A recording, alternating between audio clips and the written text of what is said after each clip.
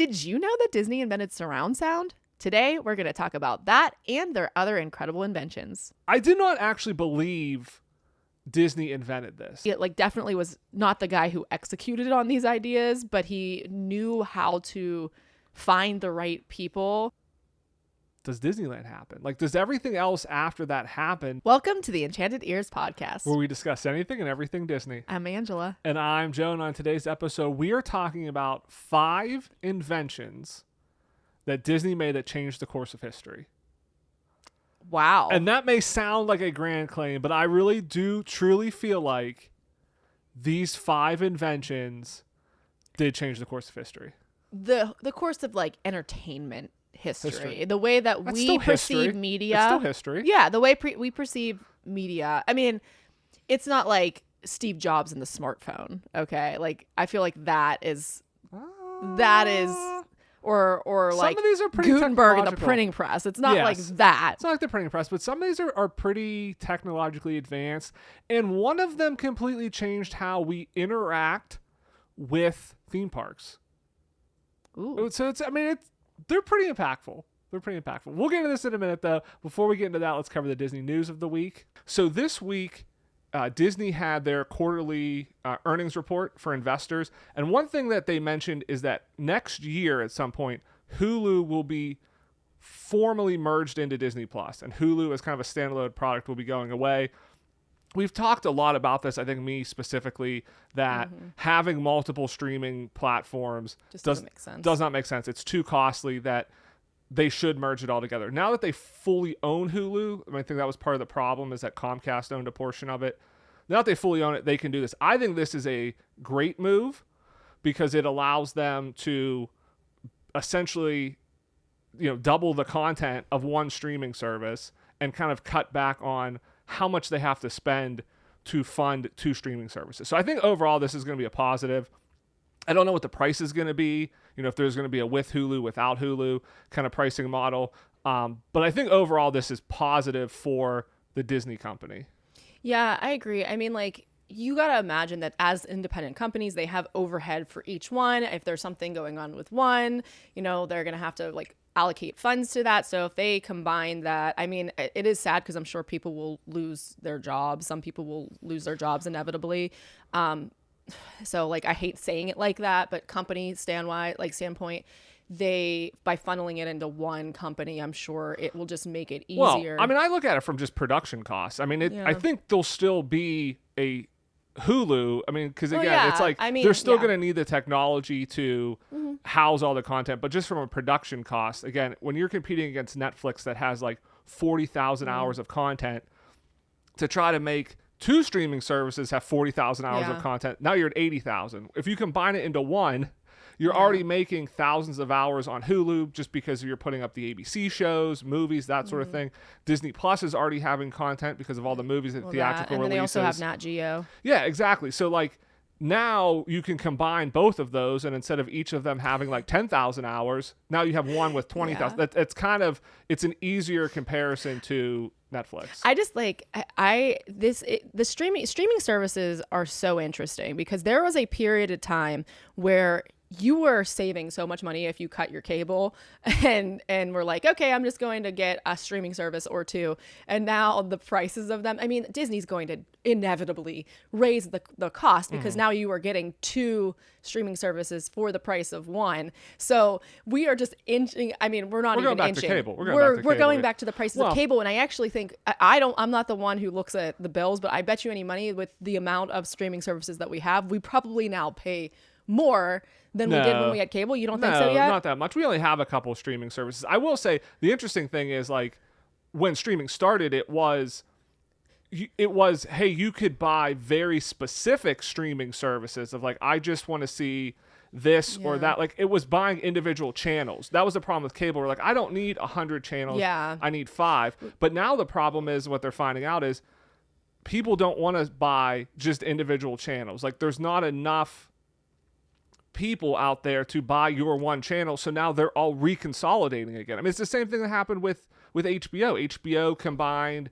HBO with the HGTV app and everything. That's all on one.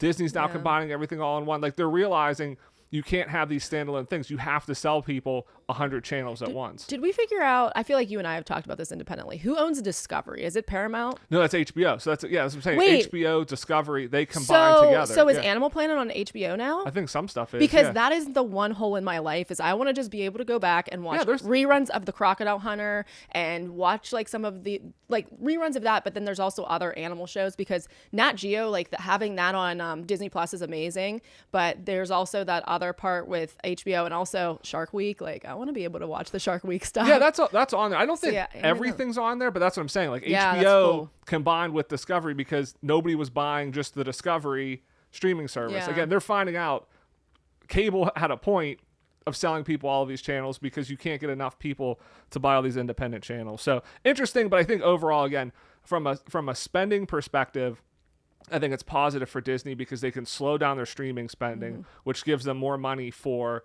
keeping the theme parks. Like they may not have to cancel as much. Like they can kind of spread more money around, whereas before streaming services was kind of a drag on the company. So speaking of theme parks, do want to mention the new Pirates themed Beak and Barrel restaurant lounge that's going into the Magic Kingdom. Is going to be reservations open August 14th for this. They released the menu and the drinks.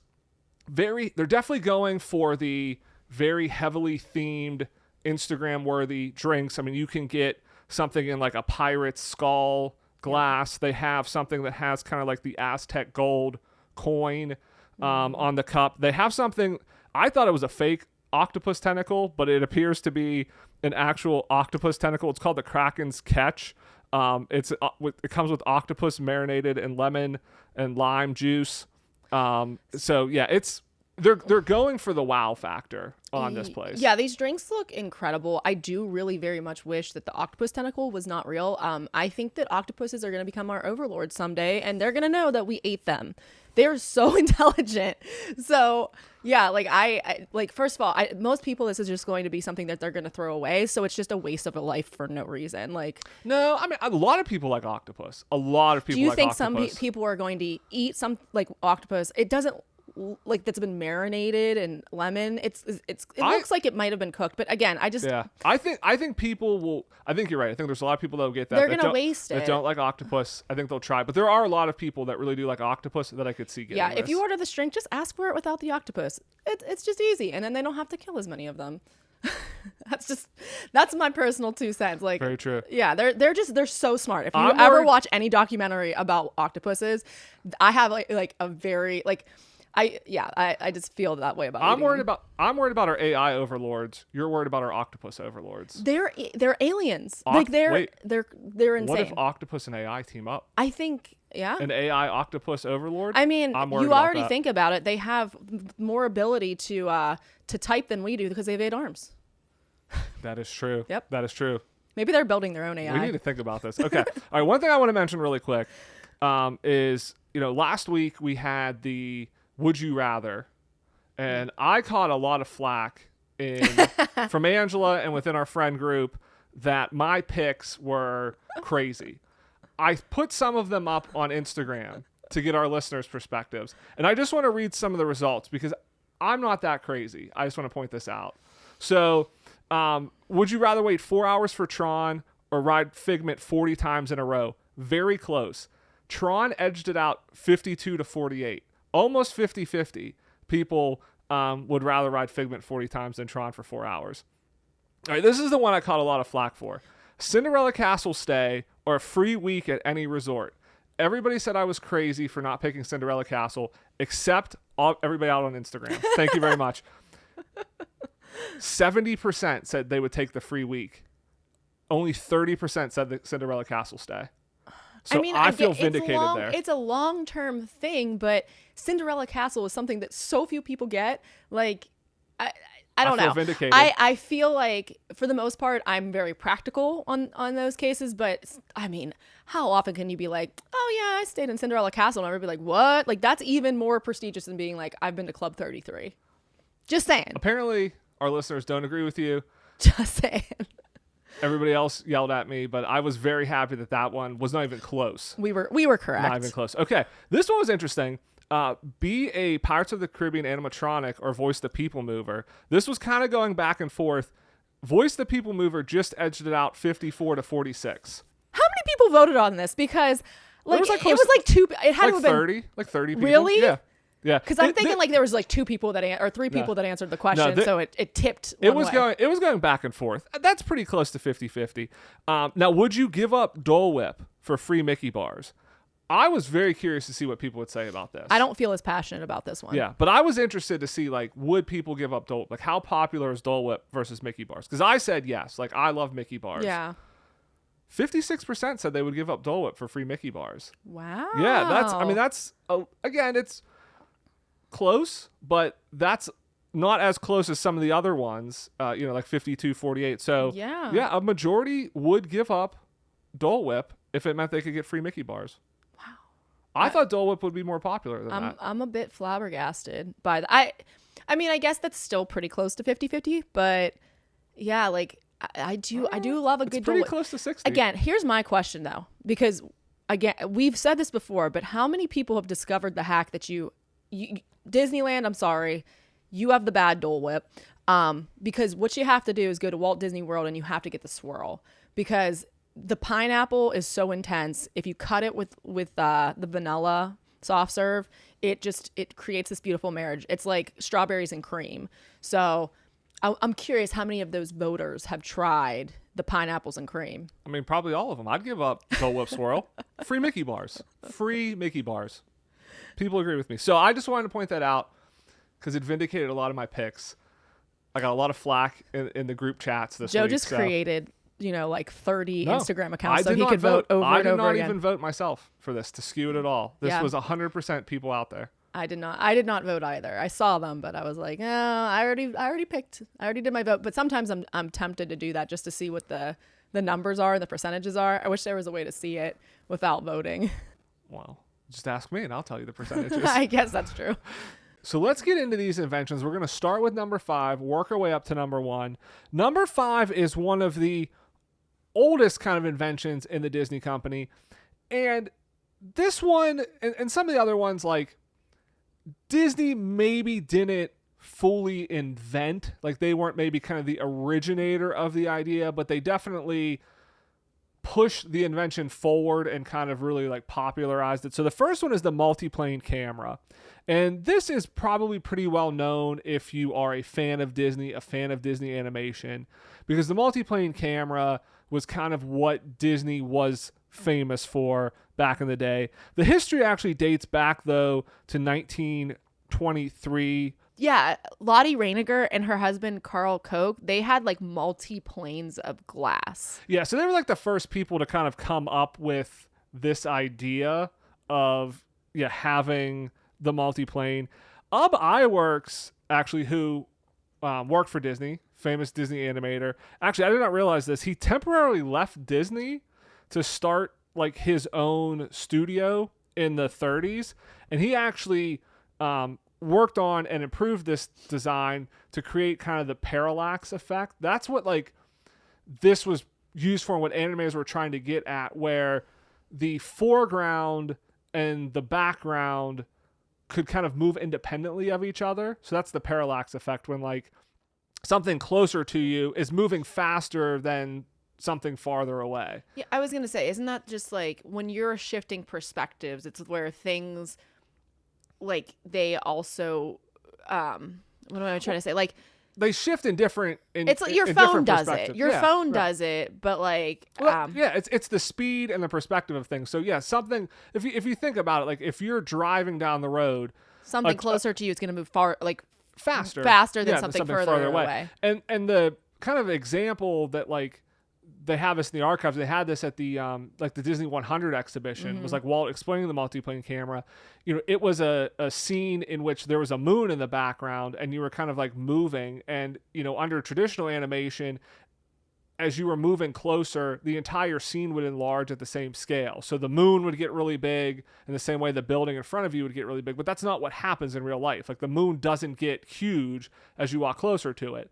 So the multiplane camera allowed them to have that effect where, they had a barn in front of you, that got a lot closer, but the moon kind of stayed roughly the same size because it's so far away, it's not going to expand. So that was kind of like the big thing with this, and what animators were pushing. Walt Disney, so they ultimately created a much more advanced version. So this is kind of where, okay, maybe Walt didn't have the original idea and there are other people working on it, but Walt's multiplane camera was the most advanced version and was what kind of revolutionized animation and the adoption of this at the time. Yeah, it is really interesting. Like, again, like I would love to know like inside the mind of Walt Disney. I think that he was incredibly imaginative. I think that he was able to look at the world and say, well, if they can do this, if the real world looks this way, why can't we do this? And he like definitely was not the guy who executed on these ideas, but he knew how to find the right people. And like, well, I don't even know that find the right people, like, inspire people, yeah, to be able to make things that he dreamt up into a reality. And also, I do think there is something to be said that it's one thing to have an idea in your head, but sometimes it's hard to get it out.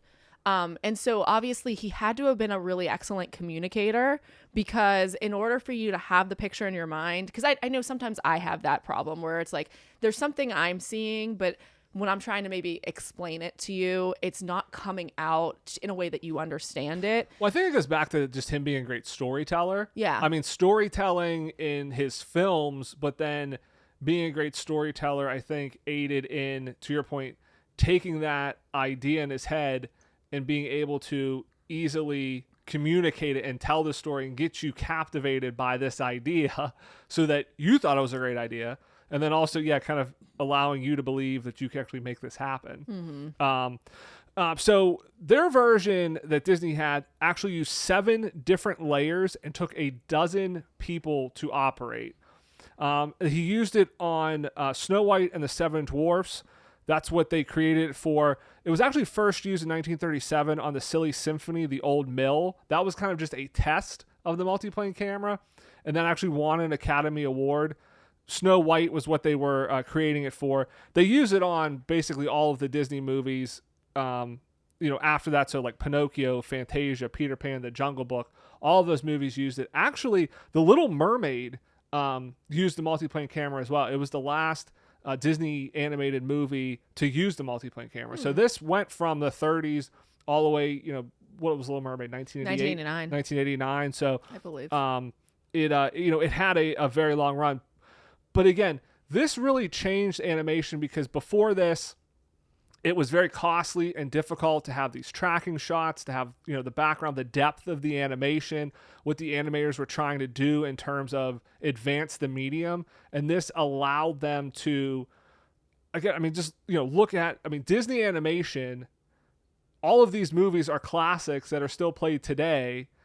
I don't know of many other animated movies that came out in the 30s, 40s, 50s, 60s that we still know or talk about today. And it's because they had this advanced technology that allowed them to do things that looked so much more realistic and were just so much more compelling and captivating to people that they still, stand up and withstand the test of time. You said something there that kind of like piqued my interest. And I'm thinking like, it's so interesting to me that I feel like there are very few movies animated throughout time, and like our lifetimes at least, that are movies that you're like, oh, I think about that movie frequently. And of the animated films, it's almost all Disney. Mm-hmm. The only other property that I can think of that I'm like, two actually, other properties that I can think of that I'm like, this is a fantastic example of like animation that I think is going to, like, it has lasted. So nothing like recent because they haven't, but like Shrek. I think Shrek stands the test of time. I think that one I think about, like, I think They're about making Shrek. more Shreks now. Yeah, like I think about Shrek, and I think in How to Train Your Dragon. Is Shrek your Roman Empire? Shrek is my Roman Empire. No, I actually think we should watch Shrek again. Now that because I loved that movie, and I haven't watched it. I have to watch all of the Shreks to know what's going to happen in Shrek 5, the Shrekening. Yeah, Shrek is a great. I mean, Shrek is great, and I do think that was DreamWorks opened up almost like a fun little open like door for Disney, because no, think about it. Shrek made fun of Disney. Well, that was Katzenberg. I mean, it's interesting that Jeffrey Katzenberg. You talk about Shrek because he came over from the guy that basically did the early Renaissance movies and helped turn around Disney Animation and Disney Studios, then left to start DreamWorks, and his first movie was Shrek. And then I believe isn't How to Train Your Dragon also DreamWorks? Is that DreamWorks as well? Yeah, but I think that's later on. But I mean, It's but like much Shrek, later, but yeah. like Shrek was like their first movie, and to your point, it's like a classic that everybody loves, and it's like it's because it was the same guy, like the same guy that like, he knew like, what to great do. at storytelling. He knew what and to do, and he just moved it to a different studios, did it on his own. Yeah. But it is interesting because it opened up another part, like Moana. Moana is Moana came like decently, like what, probably 10 20 years. years later. 20 years? I think Shrek was like 98, 99.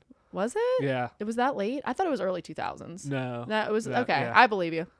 But yeah, like, I guess it didn't really open it up, but Disney eventually started making fun of itself too. Where like, Where did it make fun of itself in Moana? in Moana, they make fun of the, so she makes fun of like the cute animal sidekick. Yeah, that's not He the makes same fun of her way. for being a Disney princess, basically. Yeah, but he calls her a that's- princess and stuff. Like That's not making fun of Disney they in the same poke way fun at Shrek themselves did. a little, Yeah, but not that's in the same way Shrek did. Yeah, did. I would argue that Shrek had nothing to do with that. Disney was poking more fun at kind of just their archetypes, right, of things versus like Shrek, where it's like making fun of specific people. Yes. in So it. So yeah. So getting back to what we've been talking about, the multiplane camera. I'm sorry, I'm very random. The today. multiplane camera is kind of like an onion, which is kind of like an ogre, which is kind of like Shrek. So that's where your mind went. You know what? It does have layers. Yes. So that's where your mind went. That's where your mind That's went. Okay. exactly it. I like how you Okay. you related that back. Did you have a comment about the multiplane camera? No, now all I can think of is onions. Okay. All right, so moving on. So number 4 here is Fantasound. And this is the precursor to basically what we have today at all movie theaters, Dolby surround sound. It is fascinating to think about Walt Disney being the person that essentially invented surround sound at movie theaters. Up until this point, all movie theaters, so I mean, having sound in movies was relatively new. Yeah. This was developed. Fantasound was developed in 1940. So just to kind of tell you the time period, for Fantasia is what it was developed for. So again, talking in movies, sound in movies was relatively new. All the sound though at movie theaters up until this time came from one speaker that was behind the screen. So imagine going to a movie today. Imagine going to see the Fantastic Four. Imagine going to see Superman, whatever these new like blockbuster movies are. And all of the sound is coming from one speaker behind the screen. So not only is it just one speaker, but then it's going to have to go through the screen to get to you. It would have sounded terrible. Yeah, it would have. This is just 14 years after the first movie with synchronized sound. Okay. So I just looked it up real quick. Yeah, it was Don Juan, and that was in 1926. Okay. So yeah, 14 years after, now we have sound all around us. Yeah.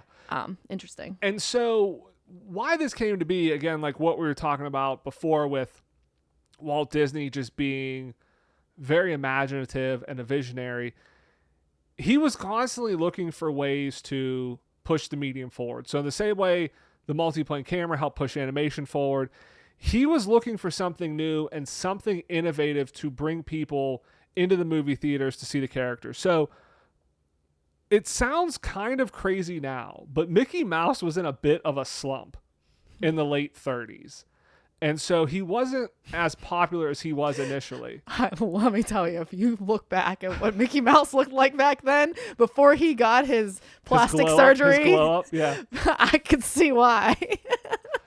But I mean, it's crazy to think about now, though, because Mickey Mouse is so universally popular. He is. But he wasn't that popular back in the day, maybe for obvious reasons there. So Walt was planning this like comeback for Mickey Mouse. And the idea was it was going to be a short called The Sorcerer's Apprentice, Walt teamed up with Leopold Stokowski, who was interested in like sound and just pushing the media forward. Yeah, and so it eventually grew that, the Sorcerer's Apprentice, the scale was too big. Like, it was going to cost too much money to do all these sound recordings and everything. So that's why they moved it into a feature-length film, Fantasia. But essentially what they did is they had an orchestra. They had 8 different tracks, 33 mics recording this, and they produced over 90 miles of soundtrack for the film. I'm sorry. Back up. So if you were to take 90 miles and lay it out, yeah, they basically ran like almost a 100-miler. Yeah. You could do a 90-mile ultra marathon. We could call it the Fantasia run. I mean, this sounds great. Can we do, oh my gosh, where would this go? Like, could you do a Florida ultra marathon that goes through the parks? This is like a Disney ultra marathon, 90 miles. You'd have to do multiple laps. Do you think you can go through like Disney Springs? That would be pretty cool. We'd have to. I mean, the marathon goes through all 4 parks. So it does. You have to do the marathon like 3.5 times. Yeah. So we'll work on this. Let's table this idea. We'll take this offline. We'll work on this. It'll be like, this is our Imagineering. We're going to table it for a while. Yeah. But yeah, so they had over 90 miles of soundtrack. So basically, when Walt heard the sound that was coming out, so they had 33 mics, and what the idea is they wanted to be able to isolate certain sounds, like so certain instruments. They wanted you to basically be able to kind of map this soundscape to make it sound like you were sitting in the center of an orchestra. Yeah, and that the instruments were traveling around. So obviously, like in Fantasia, there's magic, like things are moving around. They wanted that effect. That's so cool. And so they had all these microphones. So in order to do that, they needed surround sound. And basically, they built a surround sound system that had 54 speakers placed throughout the entire theater. So it goes from just having that one speaker, which Walt knew was going to sound terrible, to have this like beautiful orchestra coming out of one speaker behind a screen, that it wasn't going to work. He wanted to envelop people in the sound. So they developed this. It actually was like so advanced and costly, because they just had this one thing, that they actually just did like a road show for Fantasia. So when Fantasia was actually released in 1940, it only went to 13 cities. Wow. Because they had to essentially retrofit each individual theater. And they actually were, most of them were like not movie theaters. They were old theaters, because they had to have the theater closed to install all these speakers, then show the movie, and then tear it all down. So it only went to 13 cities, but it was revolutionary. Because imagine, like, in the same way that if you go from movies that are just, there's no sound of them talking, to now, hey, you have one speaker, to a full orchestra around you in a theater, it's gonna blow your mind. It is interesting because, you're a big fan of like sound. Like we have like a little surround sound in our house and stuff. And I never really thought about the advantages of that until I think like our TV didn't work correctly and the sound was only coming from the just the TV itself. And like that, it is an interesting, like, it's just like you're spoiled by it. You go to a movie theater, if you have it like a home system, you're spoiled by it. And then whenever that doesn't work, it's like, oh, it's difficult to hear. It doesn't sound as rich. It's not as good. So yeah, like this is such a cool invention that they came up with, and like a great idea to sort of like it puts you in the middle of the action in a way. Like movies, like that's what their purpose is to make you kind of forget about the world for a minute, and then you have a scene going out like on right in front of you. It's that suspension of disbelief, and what better way to kind of put you in the center of the action than to make sure that they can't put you in the screen, but they can put you amidst the sound, so that it does feel like you're enveloped, like they're wrapping you in a blanket of sound that puts you in the middle of the action. I mean, that's the thing. Think about going to the movies today and not having surround sound. Yeah. You wouldn't want to go. I think if you think about this, and again, like if you think about, hey, this changed the course of history, because eventually, we have, Dolby invented surround sound, movie theaters got surround sound, all that stuff's happened. and it just is even more advanced today than it was before. But like, would movies have been popular if you didn't have things like that? Like if you know, in the same way, like if they never had talking in movies, you're eventually like that's going to kind of run its course. Like it's not interesting.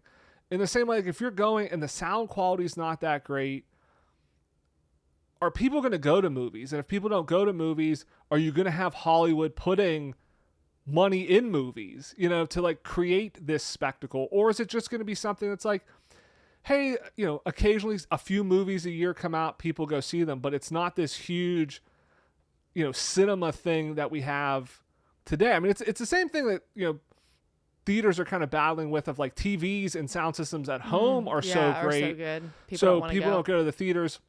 And then there's this debate of like, okay, like we're not going to make people don't make movies anymore because not a lot of people go to movie theaters. So it's just all like sequels and blockbusters and stuff. But like, if you think about that, if nobody's pushing the medium forward, if Walt doesn't continue to push and try to entertain people, does Mickey Mouse kind of fizzle out? Like, do movies fizzle out? Like, it is a very interesting thing of like, if Fantasia doesn't happen, does Disneyland happen? Like, does everything else after that happen because the wheels just kind of start falling off? Yeah, that's actually a scary thought to me. It kind of makes me think of the show The Studio, and I feel like there's part of that show, part of the conceit of the show is that he really does view like movies as like this art form that, and it's like like people can access that. And I feel like in this conversation I'm really feeling that theme, because it is true. Like that is a very like important part of my life that I don't feel like I give enough credit to. But that like these stories, like this creation of these stories that you can submerge yourself in for a little bit of time and just like forget reality, those are definitely part of what keeps me sane as a person. So yeah, like I do really appreciate this, and these inventions are just like so wonderful because they allow that suspension of disbelief to just continue on. Yeah. So you laughed at me when I said at the beginning they changed the course of history, but now you're buying into it. Now you're buying into it. You know what? You're just highly convincing. You're a highly convincing person. Thank you. Well, the next one is the Pixar Renderman. Now, this is Pixar obviously did this, but they are now part of the Disney company, so we're going to count this as a Disney company invention here. This is another one where it is driven more towards movies and animation, but the Renderman software, this is really what like Pixar did. So early Pixar, they were actually part of Lucasfilm. They started, like George Lucas started this computer division to help with his special effects. They spun out, became their own company, became Pixar. But essentially what Pixar did is they invented the Renderman software and they ran it on the Pixar computer, which essentially allowed computer animation to be possible in this like photorealistic way in which, you know, the computer was able to do, they could program in shadows and just everything they could do. And just, it made it so much easier to do computer animation. Whereas like, you know, if you look at like the original Star Wars, when they're doing special effects, that's a lot of model work. Like they made miniature TIE fighters and Star Destroyers that they then filmed on blue screen. And then they then had to, you know, do double exposure to get the stars and everything. And it was a very difficult process. So it wasn't like special effects were impossible, but with computer animation, it made special effects a lot easier. So that's actually, I mean, what Pixar really was, is they were a company that was selling this software. They started making movies because they wanted to showcase their software so that people would buy it. They basically started making movies as a way to sell this product. I was trying to find, and I can't, like, from a quick search, because it just popped in my head right now. I know that the stampede scene from The Lion King, it was CGI. And that I feel like we saw in the movie theater yesterday when we went to the theater, it took like 3 years for them to like render that. Yeah. I wonder if that was Renderman. Like, yeah. Well, and that's where it becomes, you know, it goes from an invention that is kind of an interesting thing that, okay, hey, Pixar makes Pixar movies. Sure, that's cool. But hey, if we didn't have Pixar, are we really that worse off? To an invention that does impact cinema history, movie history, because again, the software that they made, it just so happened that they started making movies to kind of showcase the software and help develop the software. But their initial goal was just to sell this product to people. And so it is used in Pixar movies, but it is used to power visual effects on probably every movie you've seen. So to your point, The Lion King, it was used in Beauty and the Beast. It was used in Jurassic Park. The Lord of the Rings movies use this for visual effects. Avatar, so James Cameron's, Avatar, which is like pinnacle visual effects, utilized the Pixar Renderman. The Lego movie utilized it. So basically, it allowed them to do their animation, but it is a industry standard just in terms of computer animation and visual effects, so that like it allowed this explosion of CGI and realism and visual effects in movies that we have today, again, compared to what Star Wars was doing, which, I mean, was phenomenal, but it was very time-consuming, very manual. You wouldn't be able to have these kind of fully, like you have with Avatar, these fully CGI characters without the Pixar Renderman software. Wow. Yeah, that is absolutely incredible. And I mean, it creates this ability to, again, going back to that immersiveness, like create scale, thinking of, and again, whether or not it was the Renderman software specifically from the Stampede from the Lion King, they didn't have to individually try to draw those wildebeest. And if they did, they wouldn't probably have had as many of them. I believe there was a similar situation. I know in Mulan, where they have all the Hun soldiers like spilling over the hill. I remember like watching things as a kid on the Disney Channel about like how long that scene I think took, and I bet you any money it was a similar situation as a Stampede.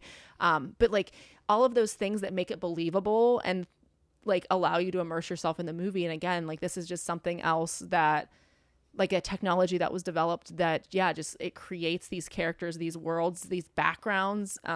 Thinking of like Avatar and Pandora, like these wonderful, fantastical places and people, so that we can feel like for a short period of time, an hour and a half or so, that we are a part of their world.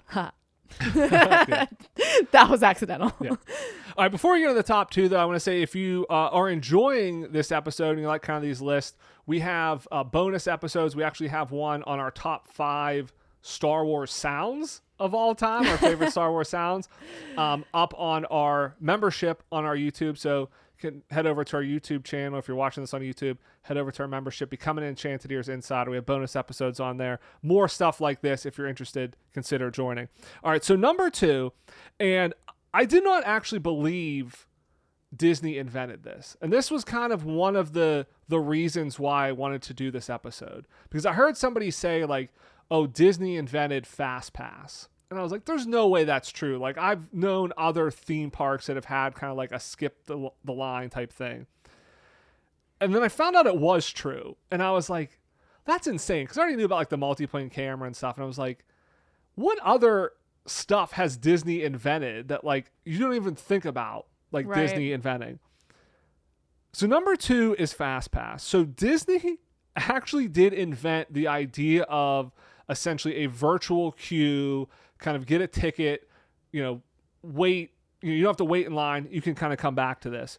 So they rolled this out in 1999.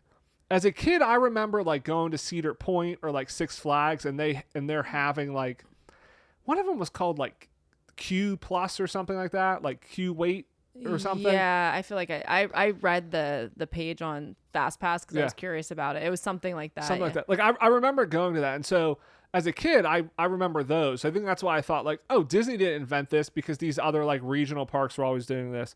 But Cedar Point rolled out something like in 2000 when Millennium Force came out. But Six Flags rolled theirs out in 2002. So it was after Disney. So Disney really was the pioneer of this not waiting in line system. And this was actually fascinating reading about it because they came up with this and then realized that a side effect of it is if you were given a return time that's 45 minutes away, it actually kept the people, they didn't want to leave and go to like try to go ride something else like that's far away. They'd stay in the general vicinity of wherever the ride is, which then was great because then they noticed an uptick in the merch sales and the food sales of that specific area. So they realized like that by adding things to Fastpass, or like even rides that they mentioned, like there were rides that didn't need Fastpass, but they added it to them because then they knew that some of the like the food establishments, like for example, Living with the Land, then they noticed that people would eat more at that little cafe by Living with the Land. Right, like Living with the Land doesn't need Fastpass. No, but if they add it,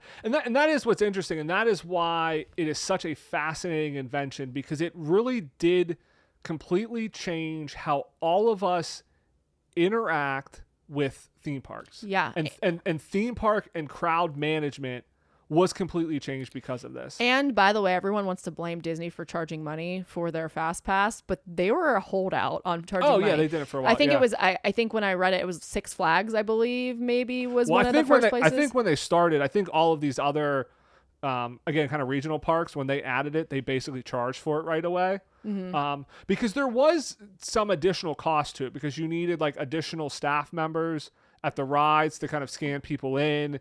You know, you had, because again, back in the day, they devices had, too that you they had the machines, that you kind of had like your paper tickets on. So there was like an added cost to it. Disney just provided it for free. And then, but these other parks kind of charged for it. But that is what's interesting, is Disney basically, they invented this because they said, hey, we don't want people to have to wait in line, so we're going to give them an option. And when it started, it was you could have one at a time. You basically had to go to a machine, get a pass to come back, and so that way they could go do more in the parks. And again, it was a customer satisfaction thing. And you're right. Then they found out that was like, oh, if it was like an hour or less wait, people would just stay in that area. They wouldn't travel too far. And so then they were like, okay, we can use this information now to kind of force guests to go to different areas. And that is what's so fascinating about this, is because that is how Disney uses fast passes. I mean, there's, and Lightning Lane, whatever you want to call it. Or even their wait times. Well, that's the thing. And there are some rumors that like Disney would slow down the wait times of attractions so that if you got a fast pass for it, it was about a 45-minute to an hour wait, because they knew that was the sweet spot that you would stick around and you'd go maybe get something to eat, or you go shopping and come back to the attraction. That like, if it was 15 minutes, you would ride it and be gone. But if they could hold you there, like they played around with that. Like it started as this innocuous idea. It's like, oh, we're trying to like help. And then it's like, oh, we can manipulate this to actually make it so that we can almost make people waste time. Like it was like, we want to save you time. But then it's like, oh, well, we can make them waste time, but they don't know it. Well, and that is, I mean, that's what's crazy is like, nowadays, like they can use it. What they found is a way of crowd management of, we're going to put Fastpass on rides that do not need it, because it then forces people will go to that ride to get a fast pass for it. They'll go to that side of the park if the wait's not long. And they do this with fast pass and kind of multi-pass and stuff. It's like, hey, or lightning lanes. Like, hey, I'm going on what a lightning lane is available for Small World. That's like, I can get that in an hour. You really don't need a lightning lane for Small World, but if that's in an hour, you're like, I'm going to take that because that's the next one available. And then it shifts people to a different area of the park. If maybe Tomorrowland's very crowded, they make more fast passes available in Fantasyland. And it was a way to move. And to your point, we don't even know what's happening. Nope. And they're getting you to be in areas where there's merch and there's food. And the way they can manipulate crowds without you actively knowing you're being manipulated is fascinating.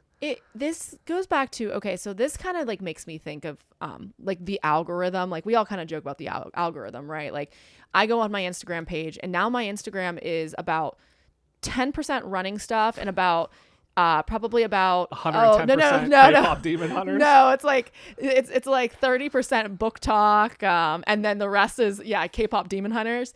And there's a part of me that, and then like they have been advertising earrings to me because I was looking up earrings, and there's a part of me that's like infuriated. Like I hate that you know this much about me, because it means that you're spying on me and looking at what I'm doing and my interests and stuff. But then there's a part of me that's like, well, you're curating something for me that is for me that I'm going to be interested in, which I'm kind of like, there's a part of me that's okay with the manipulation, but it's the same thing with this, where it's like, okay, well, you're doing it to me, but you're doing it to everyone. And then for you to move people around the park like pawns, well, you're doing that partially because otherwise people might pull in one area, and then that's just not going to be good for anyone. So it is kind of like this weird, interesting thing where it's like, I am being manipulated, but so is everybody else. And it's kind of useful for me, so I'm kind of okay with it, but also I don't love that they charge for it. It's a weird thing. It's a weird thing. And you bring up an interesting point of like, you know, the For You page, the algorithm, Instagram, TikTok, that sort of thing. And I feel like it's kind of what they wanted Genie to be. And that was kind of the idea of like, hey, you tell Genie what your favorite attractions are, and then it's going to recommend stuff to you based on wait times. And again, to try to shift people around the parks. Hey, Country Bears Jamboree doesn't have a wait right now. Why don't you go over and ride that? You know, because because right now Tron's down, so you know Tomorrowland's getting slammed or something. Like they kind of do that, but I do wonder. Like I don't think it's really worked out that way. And to your point, they collect so much data with Magic Bands and with even just, you know, the Genie and your cell phone and everything, that like if you were a repeat guest, like I wonder if they ever take that step of like, okay, we're going to have basically a algorithm, you know, For You page that basically plans your day, that you walk in and it just tells you where to go because it knows you so well. It knows you love Sully Canteen. It knows I love Living with the Land. Like it knows where you like to eat. It knows what you like to ride, and it basically guides you around based on wait times. And it's, to your point, it's doing this to everybody. So like it kind of evens out the waits. And like if they could do it right, you could almost have a really great day. And you're like, I didn't even really have to think about what I was doing. It was amazing. I walked in, it told me where to go every time. It was highlight after highlight after highlight.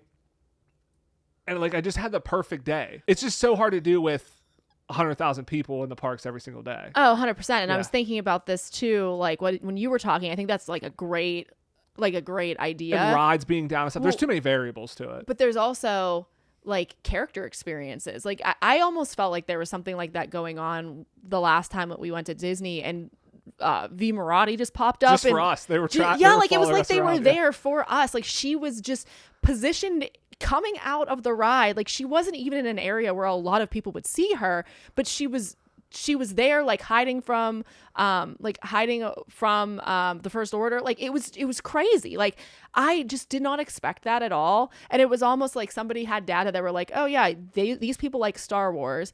And of course, like that's not what was happening, because there's so many people in a Disney park at a time. They're not going to worry about you and me.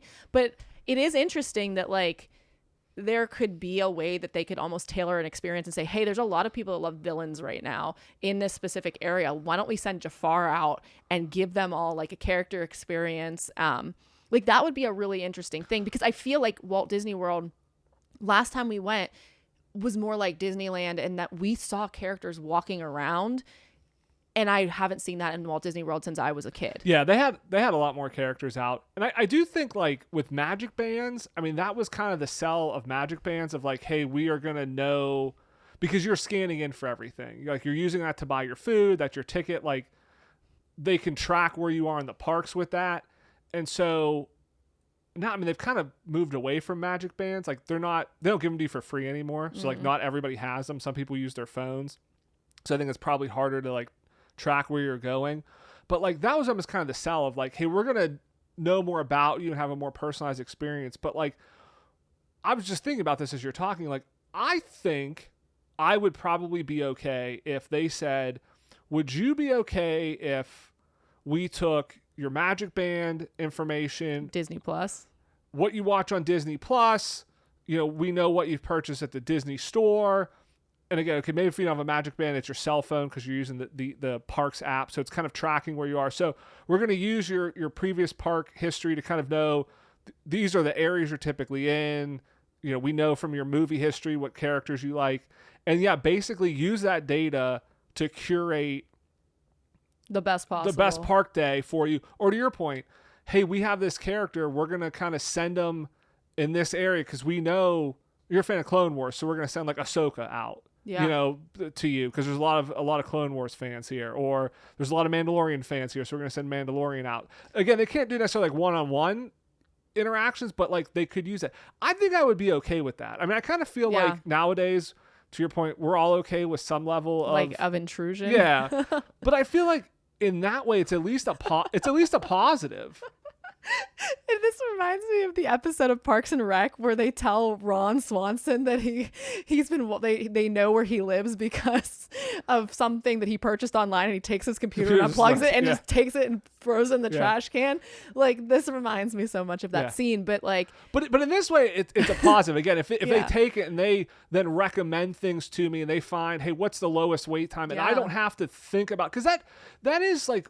The biggest complaint about going to Disney is there is so much planning, and you have to be so on top of early morning, late nights, lightning lanes, dining reservations, all this sort of stuff. And if you could say, hey, we could take the things you love, maybe you do a quick survey about stuff, and we will just curate something for you.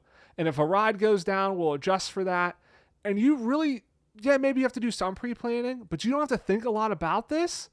I think a ton of people would be happy for that. Yeah, I think, Then they're going to charge you for it, though. But I think they're working on it for free. I mean, again, like I say this all the time. Like, you and I, we're so used to it. But honestly, even if I was going to the park by myself, I would use a travel agent, like a Disney-specific travel agent, because these are the people that you're going to know, like, they know what they're doing. They know what rides there are. You can tell them your interests, and they can kind of like help you with those things. They get a little bit of a kickback, but their expertise is so worth it. Well, it's free to you. And it's free to you. Yeah. But I mean, even me sometimes of like, again, when I'm at the parks, I'm kind of even like, it's decision overload. What ride do I want to ride? Oh, this has this wait time.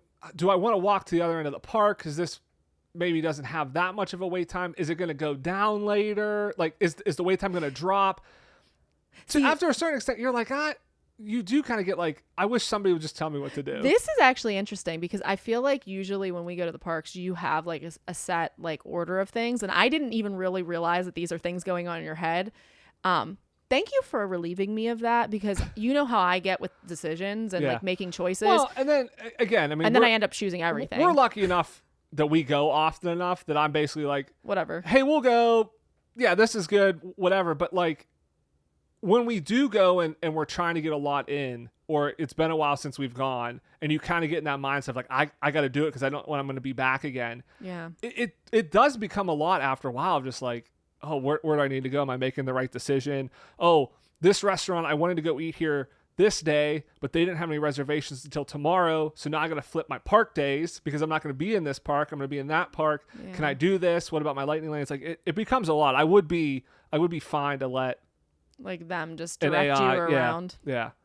I'm sure they've got to be working on this. They've got to be.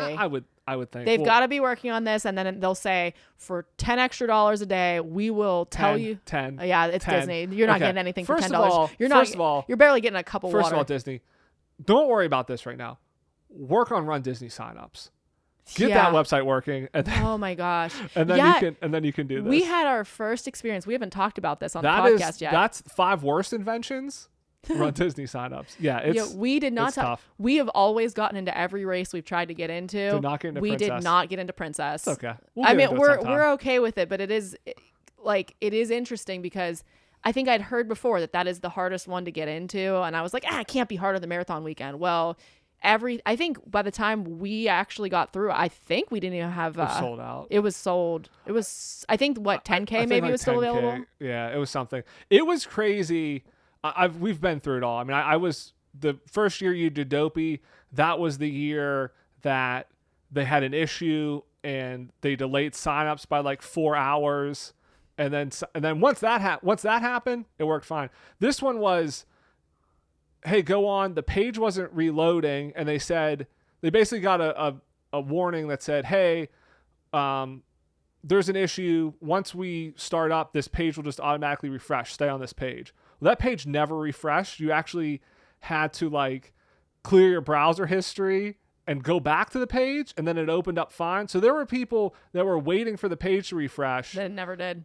It never did. It was completely sold out because they stayed on that page versus it's always a mess. At least we didn't have Disney signups. At least we didn't have, I forget, it was a couple years ago that it happened. I think it was Princess maybe. And it was so bad that they actually delayed it days. Like it didn't work. I think that was it a Disneyland one. I think that was a Halloween one. Yeah, it was just like we're not even going to bother with this today. We're going to do it like in another week. Yeah, it's something happens all the time. All right. So Fastpass was a pretty seismic invention, but the number one invention that I think changed the course of history, because I think without this invention, you would not have even needed Fastpass, because I don't even know that we would have Walt Disney World and the theme parks that we have today. I think this is great. And like, if you're at home, you can try to guess what it is. But yeah, a lot of the rides that we know, like we have and we know as they are, depend upon this specific invention in order for it to fill out, the people and the characters and the things that are in the rides that make the rides what they are. I would argue that you would not have theme parks today if you did not have the number one invention, which is audio animatronics. Yes. Because without audio animatronics, basically all you have are like dark rides like Mr. Toad's Wild Ride, which is good, but that is just painted set pieces. Right. And you want different things. You can't have the same of everything. It's kind of like the argument people make against Universal for a while, because every new ride, it was screens with like the 3D effects. So, you would have had Disneyland. It would have been popular, but I think it would have lost out on popularity, and they would not have expanded in the way they have expanded today without audio animatronics. So audio animatronics were actually inspired by a toy bird Walt got in New Orleans, and he brought it back and wanted Imagineers to kind of figure out how it worked, turn it into an automated kind of robotic bird that they could use. They actually first used animatronics for the giant squid in the 20,000 Leagues Under the Sea movie in 1954. Is kind of what they first started on. But the first attraction that used audio animatronics, so going off of that toy bird that Walt got, was the Enchanted Tiki Room in 1963. And the fascinating thing, and I started looking into this just because Tiki Room is one of my favorite rides, and we're definitely going to have to do a whole episode all about just the history of the Tiki Room, but it was not supposed to start as like a bird thing. Like, actually, he wanted it to be a Chinese restaurant. He wanted it to be Confucius. So he wanted people to be able to go and ask Confucius questions, but they weren't quite ready for a human. So then the idea morphed into the idea of like, okay, it's going to be a dinner, like another dinner type thing, or like a tea room. And then it sort of morphed again, because they're like, well, people aren't going to want to leave this tea room that they're eating at. And so finally it kind of found sort of a final, like the final idea of being more of just like a place that you go and you sit down and there's like a little short show that goes on and then you leave. So so the Tiki Room is just, it went through a lot of iterations. And again, this always makes me think, the lesson to learn in this is, don't get frustrated if you don't have the best idea right off the bat. Don't stop when you're like, that's not going to work. Continue to work through the idea, because again, this thing that was supposed to be a Chinese food restaurant, that then they realized we don't quite have the technology to make a convincing human yet, which then they made the Mr. Lincoln a couple years later. So even though it didn't end up being what they had originally dreamed it up to be, it became so much more. And it's this staple ride, staple attraction in Disneyland, Walt Disney World, and even over in Tokyo Disney. So, just stick with an idea and see it through, and like keep brainstorming and don't give up on it, because sometimes, you're not going to have the best idea right off the bat, and it can morph and change and become something really awesome. Yeah. You mentioned they very quickly had Mr. Lincoln. They made a human animatronic. So it was only a year later, because yes, the Enchanted Tiki Room came out in 1963. So that was the first audio animatronics in the parks. But then the World's Fair, the 1964-1965 World's Fair, is really kind of what supercharged audio animatronics for Disney. That was me getting supercharged. So you had, in that World's Fair, It's a Small World, which just had hundreds of animatronics there. Carousel of Progress and Great Moments with Mr. Lincoln, those both had human animatronics in them. So that allowed them to advance the technology, and then obviously all of that stuff came into the parks. So you have more animatronics in the parks. What is interesting is you hear the term like AA, audio animatronic quite frequently. It's kind of like a Kleenex thing where like it's really a tissue, but everybody calls them Kleenex, even though like Kleenex is like a brand name. Audio animatronic is actually a registered trademark of Disney, but I feel like everybody just calls them animatronics, even if they're like Universal. You call them audio animatronics. Like it's just a common term, which I think just goes to show how important and impactful an invention they really are. It is interesting how some companies like go after, like Kleenex can't really do it because it's like people just use that as people just use it. Yeah, but like it's interesting that you don't hear like Disney going after like Universal, because I feel like Universal will say like we have this animatronic. I think they call them animatronics. I think audio animatronics is the trademark. Oh, okay. So the animatronic is fair game. I think it's okay. So, but again, I think it's just that's what everybody calls them. You know, like everybody just calls them AAs. You know, like it's just. I don't call them AAs. I just call them A's. Okay. But it's, you know what I'm saying? But it's just a very common term. Just call them audio. But you know what I'm saying though? But it's a very common term, and it's interesting that like Disney actually trademarked that. You know, that it's not just like the term animatronic, audio animatronic. It wasn't a thing that existed until Disney made it. You know, like you didn't have this. It was robots or something. You know, I mean, I think that's probably what people would have called it before until he kind of came up with this term. Some interesting things because you know. Animatronics, audio animatronics have come a long way since those early ones, like with Mr. Lincoln. The first set of them, they call them A1. They had limited motion, and they were basically limited because of computer and kind of computing power. So like every kind of like motor had to be on its own channel. So in order to limit like what the computer could process, like all 5 fingers were all on one channel. So they didn't have much articulation because so they could open and close. Yeah, they could wave, but maybe.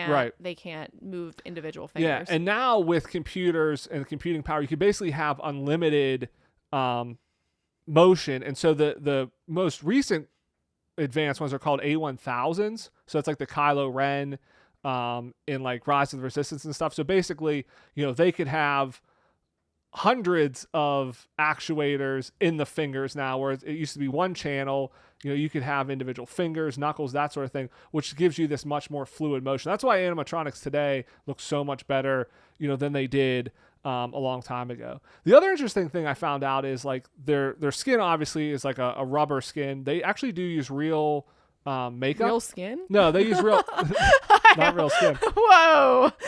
Do not ride Pirates of the Caribbean. No, I heard it smells in there. But they use like real makeup. Yeah, on them and stuff. So there's paint and real makeup, but the skin actually needs replaced. So on these more advanced ones, because there's so much more movement, the repeated movement it breaks down, and so it needs replaced every few years. They said like the older ones, like Lincoln, where there wasn't a lot of movement, you could maybe keep that up to 10 years. But the creepy thing is there's a zipper on the back of the head, so that's how they get the face off. Is it unzips? Nope. And then that's how they take their faces off. No. So now I really want to see the back of an animatronic. I don't. That is. I want to see the back of it. That is take horrifying. the wig off, and I want to see the zipper and zip the face. That would be freaky. That is horrifying. How? That's some like Five Nights at Freddy's. Yeah, stuff. that's what I was thinking. Like that is creepy. It would be cool to be like a maintenance person. Nope. Or an Imagineer, but then like that is a peek behind the scenes that I never want. Yeah, I feel conflicted on whether I would want to see that or not. And I feel like you are less gung ho on like the whole horror franchise than I even am. So, but I know they're not real. That's the thing. It's like I know they're not real, but still, that would be really your freaky. Imagination can't take off from that because No, I know they're not real as well. Yeah. But then when I saw it and that idea was planted in my mind. Yeah, do you need the the Secret Window story? I saw Secret Window, which isn't even really a traditional like horribly horror film. That's the only one I've ever seen, and I had nightmares for like 3 months after. And this is where I decided I am not a horror person. Yeah. But I can read. Like I've read Carrie, that's fine.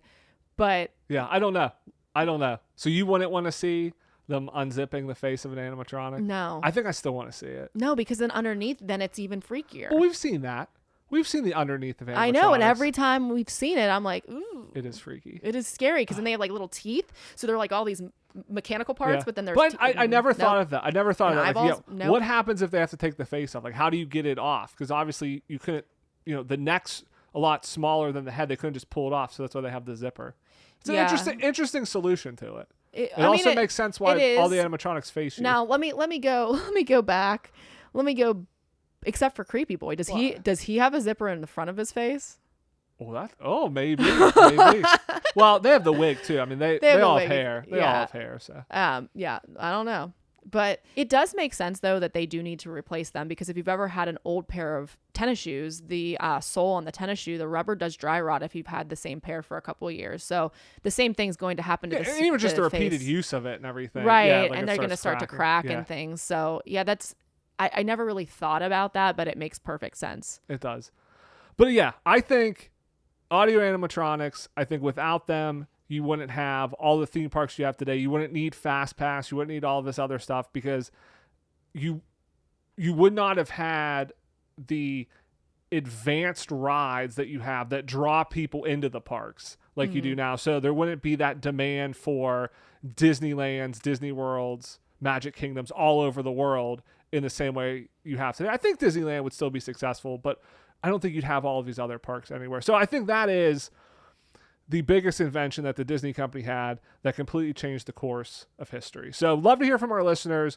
What do you think was the biggest invention that changed the course of history? Were there some inventions that we didn't list that you think are even bigger than the ones we mentioned today? We'd love to hear it. If you're watching this on YouTube, let us know in the comments below. Or if you listen to this, you can let us know on Instagram. We're at Enchanted Ears Podcast over there. But that wraps up the show for this week. I want to thank everybody again for listening. If you've not done so, please leave us a rating or a review. Subscribe wherever you get your podcast. It really helps, and we really appreciate it. Thanks for lending us your ears. Have a great week, everybody. I'll see you here next Monday. Bye.